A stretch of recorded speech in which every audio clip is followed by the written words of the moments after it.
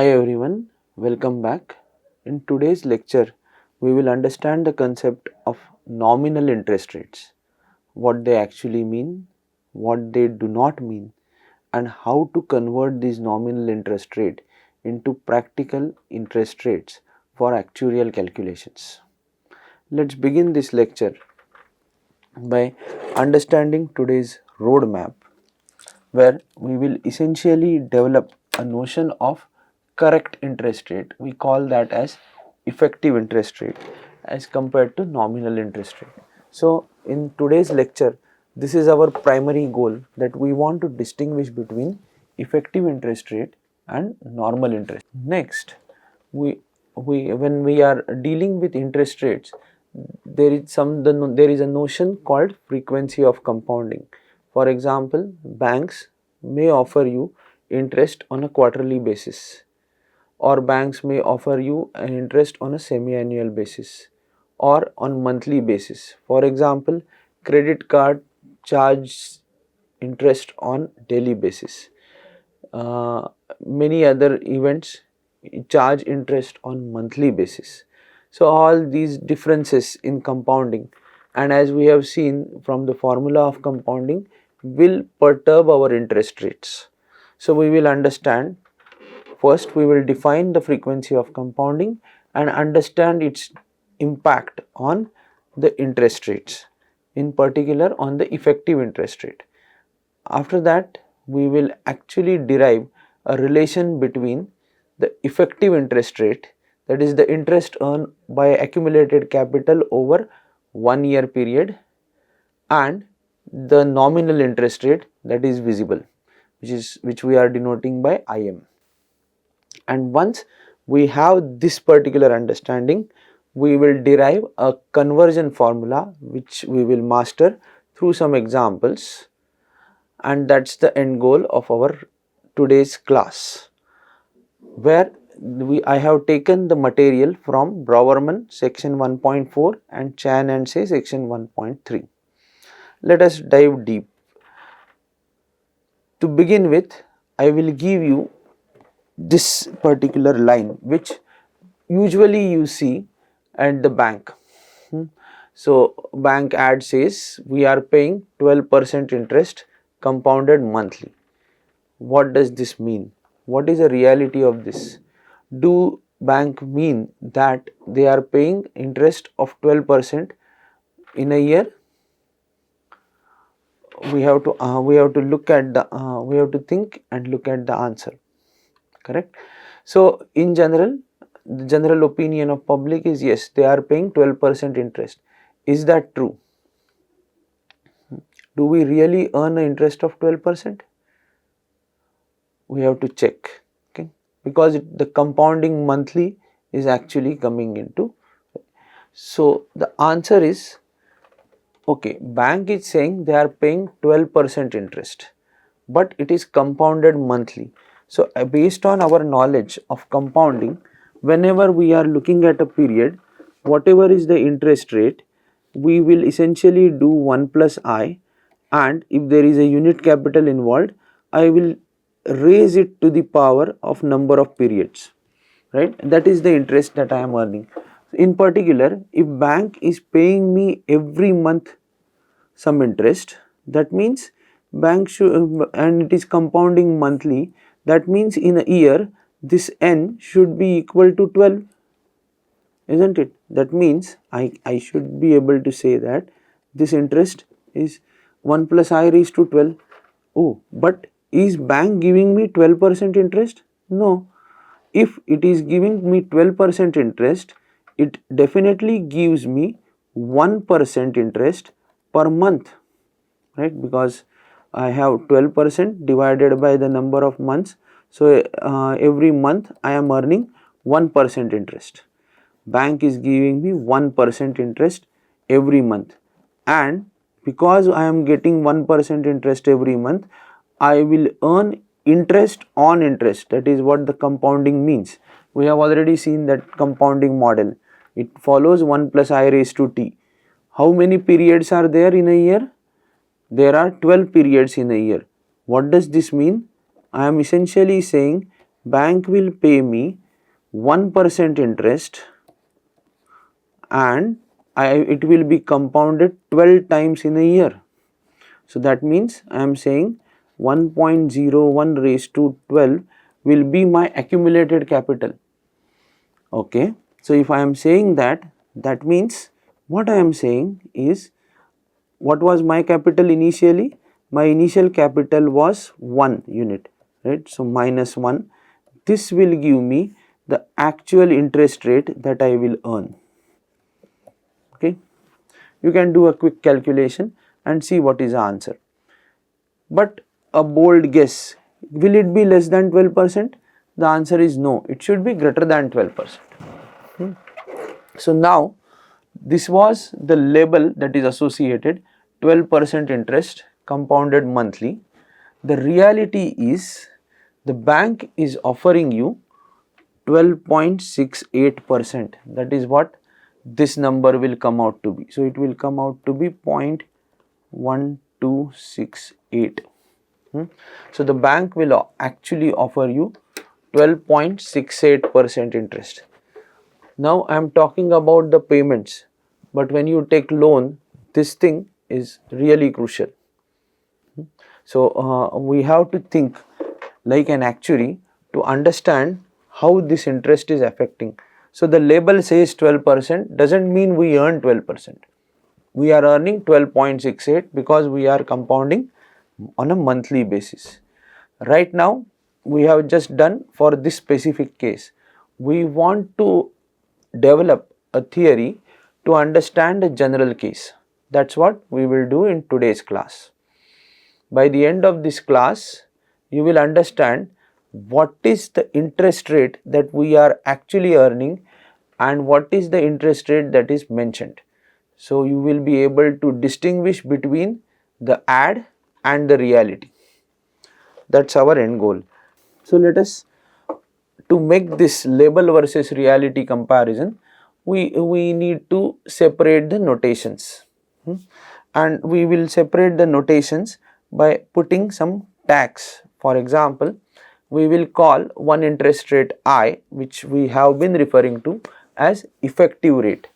So this effective rate is actual growth of money in 1 year. In previous example, it was 12.68. And then whatever is the advertised rate, or for namesake rate, that is nominal interest. Okay. And the nominal interest always comes with compounding acronym, and that acronym is defined by the frequency of compounding, which will be highlighted here. This is the acronym.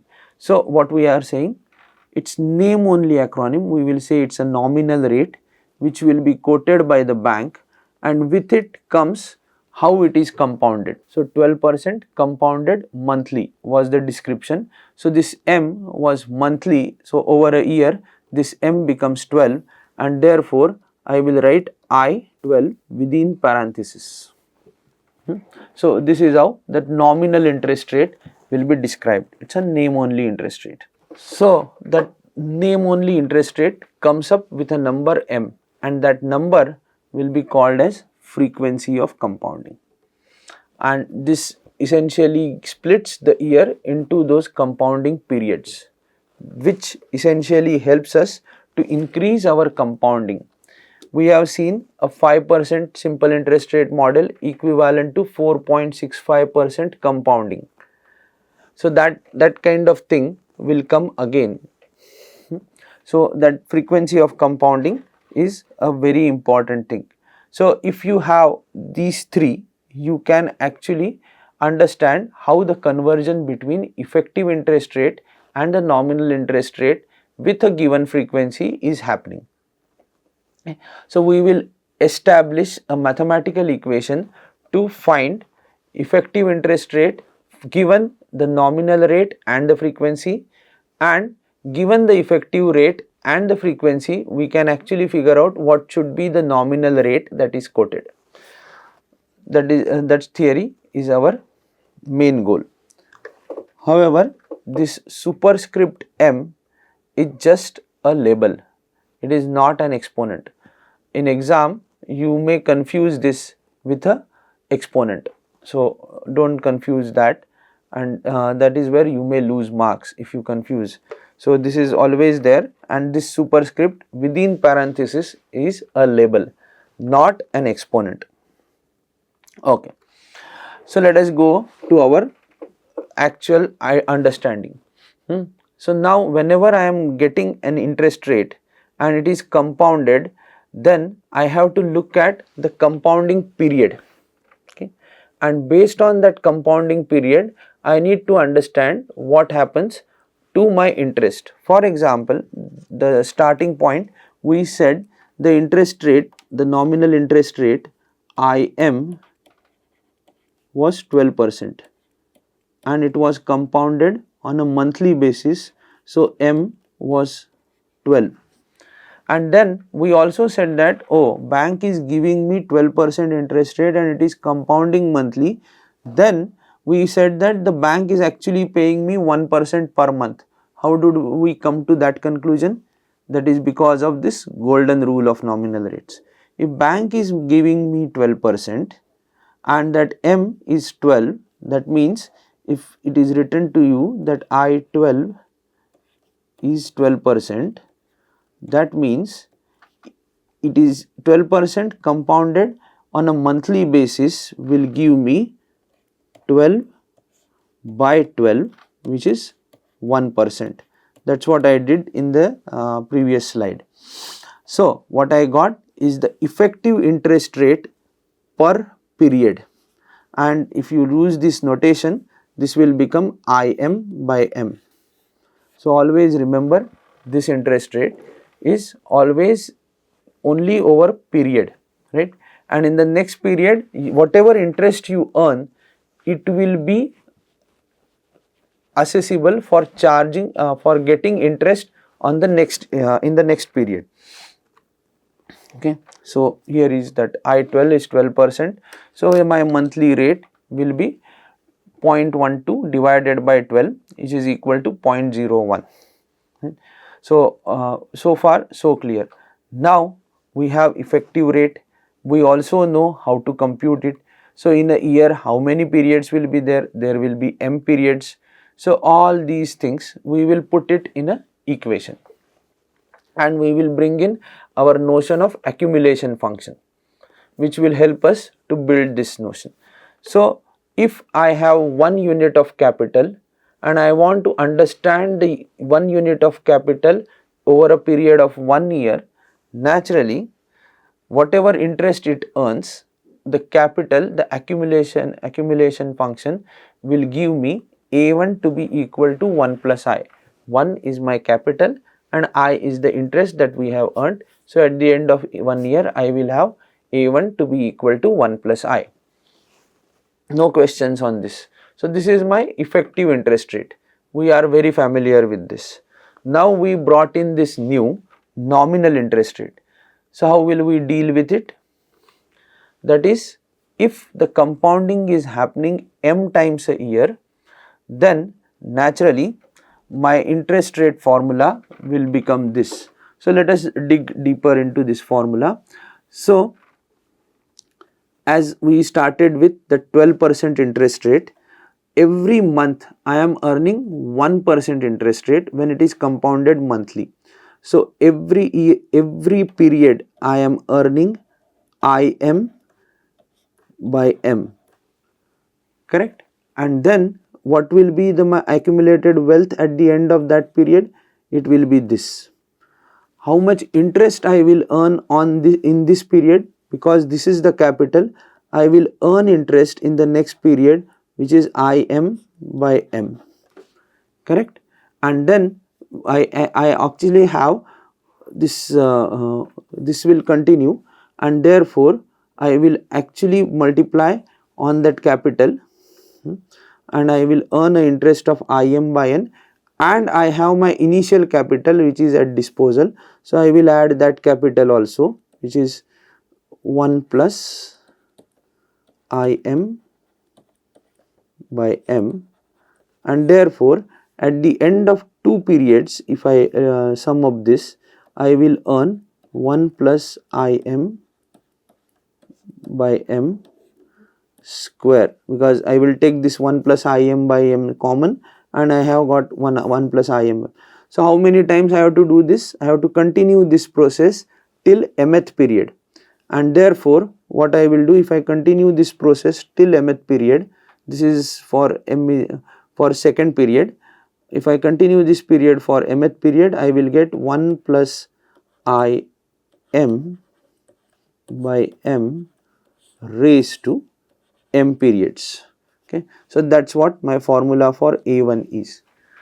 Now if I want to understand my wealth at A1 and if I want to understand my effective interest rate, the next step is take both right hand sides and equate them. This will be our bridge equation. Okay, so the fundamental link is I have 1 plus I equal to 1 plus Im by m raised to m, and therefore my effective interest rate I will be simply 1 plus Im by m raised to m minus 1. That's what will be my effective interest rate. A very simple link, and this is the equation that you need to know for understanding this class. We have derived it in general. Okay, so now let us use this equation and understand its impact on the nominal rates and how varying frequencies will affect. So let us look at the frequency of compounding. An intuitive opinion, if I fix my nominal interest rate same and I compound more often, then the effective interest rate should increase, correct? So that's so let us see how it works here. For example, if I am taking an annual frequency, that means the compounding happens only once in a year. So it's basically whatever is the rate, 1.12 will be the accumulated wealth and it will be raised to the power 1. So effective rate will be 12%, no question. If I take semi-annual, that means there are two compoundings happening. So 12 by 2, that will give me 6% per rate per period. 6% is the interest rate per period and it is happening twice. So 1.06 squared, that will be my calculation. And if you do that calculation, you will get 1.1236, which is 12.36%. If you go for quarterly rate, then you are essentially dividing 12 by 4 periods. So I will earn a 3% per quarter interest, and that will help. That will give me 1.03, and then I will raise it because I am doing it 4 times to the power 4. So this is Im by m, and 12 if it is compounded monthly we have already done, and we will get 12.68%. What if it is compounded daily? Then you are getting 12.747. So you can easily see, as I increase the value of m, keeping the nominal interest rate same, the I that I am earning is also increasing. With m increase, I also increases when the nominal rate is fixed. Okay. So this is the beauty, and this is the impact of frequency of compounding over our interest rate. So the conclusion is, as m increases, effective I also increases. Now let us try to solve the problem and let us try to see, if I have an effective interest rate, can I compute the nominal interest rate? The answer should be yes, we should be able to do. So for that, let us recollect the master equation that we have. So the master equation says 1 plus I is equal to 1 plus Im divided by m. This is the interest that we will earn over a period of time, and how many periods will be there? There will be m periods. Okay. So now here is a problem that is given to you. Find the nominal rate compounded quarterly. You are already told that it is I4. So you are given a value of m here, which is equivalent to an effective rate of I equal to 10%. Okay, so my I is 10% or 0.10 and my m is the frequency of compounding, which is 4. Okay, so now I have been given I to be equal to 10% and I want, so the question is to find I4 is equal to what? Can I use this equation? The answer is yes. So let us put all these numbers here and see what happens. 1 plus I, which is 0.10, is equal to 1 plus I4 by 4 raised to m, which is 4. Okay, so I essentially have 1.1 is equal to 1 plus I4 raised to 4. Okay, fine. So what should be the next step? The very simple thing will be I have to take the fourth root of all of them. So I will say 1.1 raised to 1 by 4 equal to 1 plus I4 by 4. I will take that 1 on the other side. So I have 1.1 raised to 1 by 4 minus 1. Is this equal to I4? No, it is not equal to I4. It is I4 by 4. So I have one more step, which will be 4 into 1.1 raised to 1 by 4 minus 1, and this will be my I4. This superscript is not a power, remember that. So in what I have to compute this left hand side, and if I can compute this left hand side, then I have done my calculation. So let me show you on how to do it on our calculator. So here is the calculator and I have 1.1, then I will use this y raised to x symbol and I will raise this to the power of 1 by 4, which is essentially 0.25, and then I will actually subtract it from 1 and then I will effectively multiply it by 4. That gives me the answer of approximately 0.964.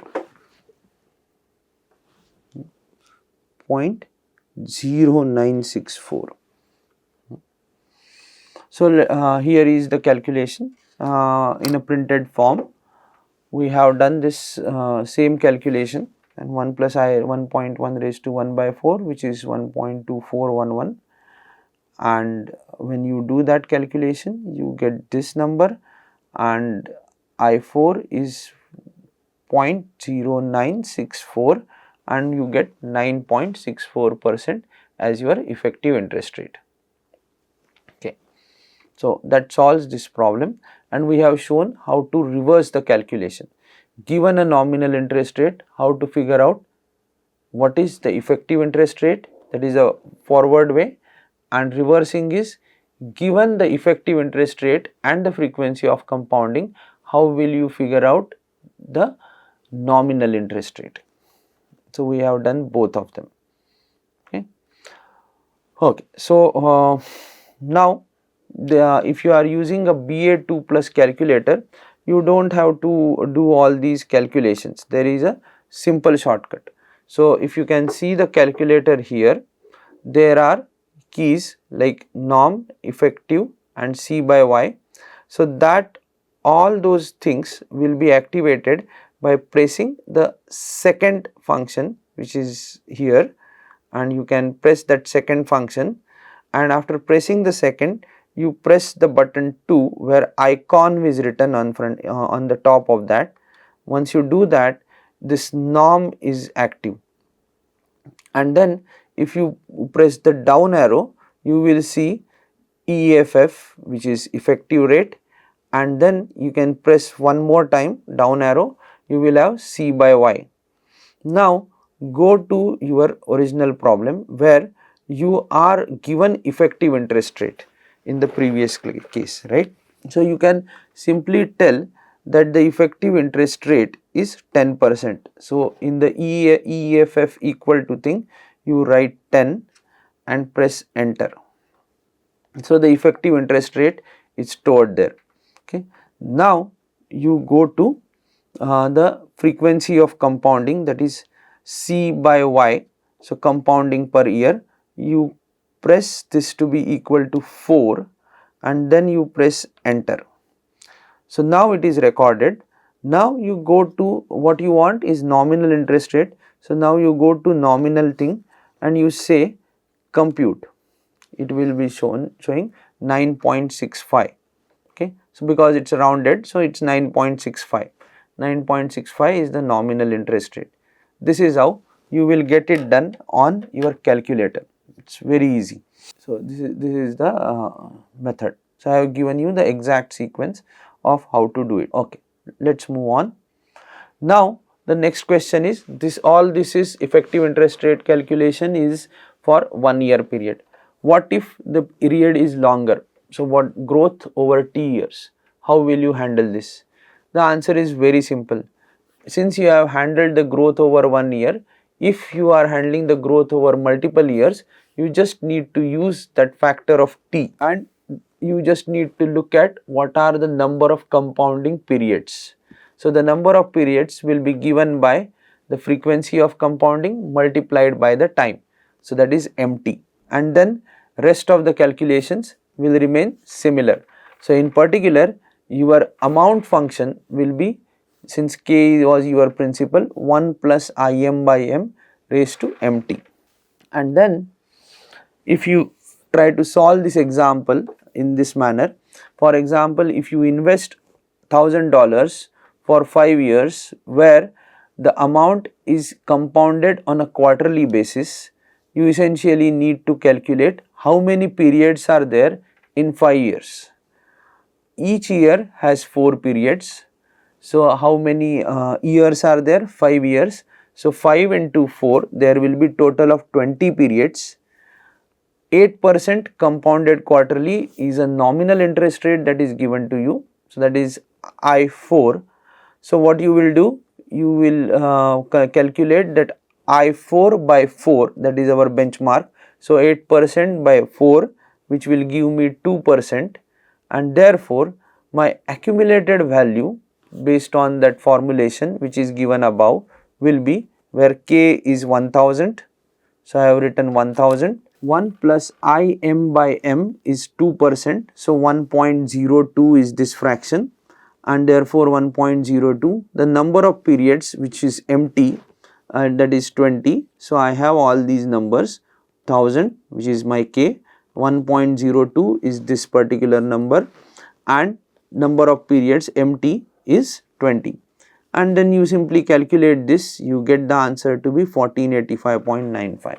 So that is the growth over M time periods or growth over T years, MT time periods or T years.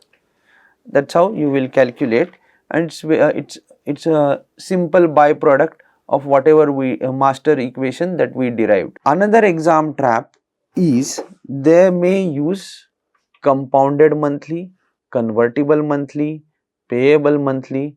All these are nothing but synonyms of compounded monthly.